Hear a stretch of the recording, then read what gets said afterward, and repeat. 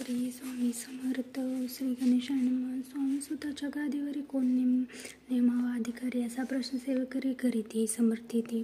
तेव्हा बोलले समर्थ, सेवेकरी असती संताप परी एकही मजला त्यात योग्य कोणी दिसेना. जेव्हा येईल आमची मानसी तेव्हा समय इथून मोर पाखरासी अधिकारी नेमू गादीसी चिंता न करावी.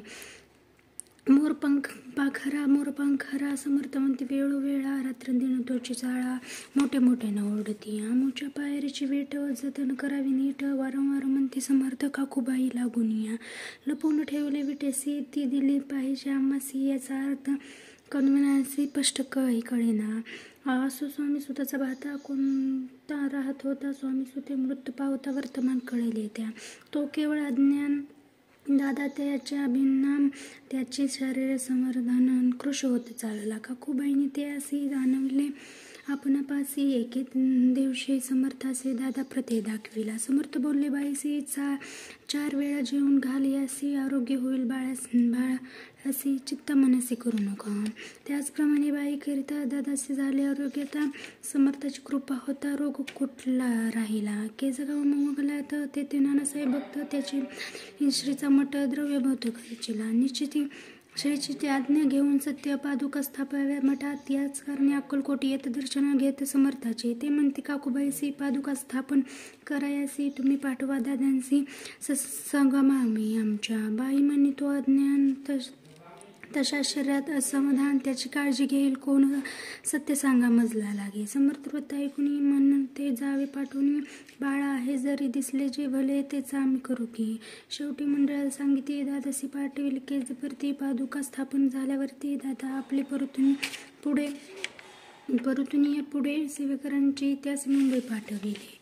ब्रह्मचारी आज्ञा करीत यासी स्थापना गादीवरती दादासी करून गोसावी. मुंबईच्या गादी चालवावी.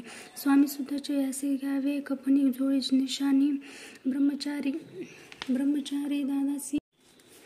दादासी उपदेशित दिवस निश्चित गोसावी होऊन गादीसा चालवावा. आपण दादा जरी अज्ञात होता तर यायचा खटपट करून शेवटी दादासी मुंबईवरून अक्कलकोटी पाठविला. समर्थ याचा समयी आज्ञा केली. भुजंगांची घेऊन माझ्या पादुकासी समस्तकी ठेव. दादांच्या मचली आणून सत्य वगैरे धरावा. म्हणावीस यावरी आज्ञाप्रमाणे सेवेकरी करते. त्याचे स्त्रीच्या पादुका शिरे पडता उपरिती झाली. त्याची विचारता हृदय ज्ञानवेता.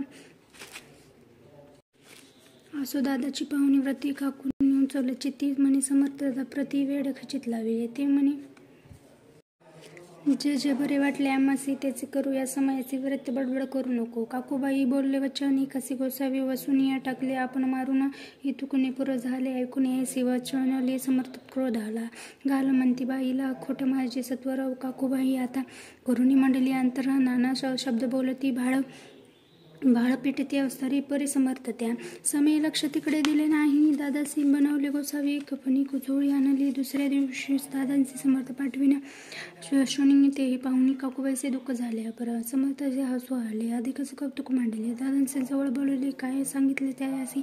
अनुसया तुझी माता त्याच्यापाशी भिक्षा मागा आता अवश्य म्हणे तत्वांजन पातला. त्यासे बाईंनी पाहून क्रोधनिष्ठ अंतकरणी म्हणे, तुझी करणी लोकपरणी काही कुणी मातेची उतरणे. दादा तेथे बोलले, हेही सुखे तुझं गत मी ते माते आतोपासून पुत्रांचे काही कुणी वचन उदास झाले चित्ते म्हणून. असो दादा गोसावी होऊन स्वामी रमले. काही दिवस झाल्यावरी मग आले मुबापुरी. स्वामी सुताच्या गादीवरी बसून स्थान चालविला आहे. तिसरे स्वामी चरित्र सारामूर्त नाना प्रकृत कथा समाप्त. सदा प्रस्तुत गोडा हा 8 अध्याय गोडा. श्री स्वस्तु श्री भूत श्री स्वामी समर्थ महाराज की जय.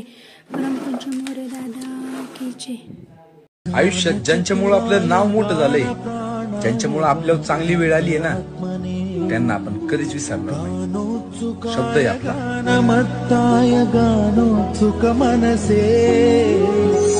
आयुष्यात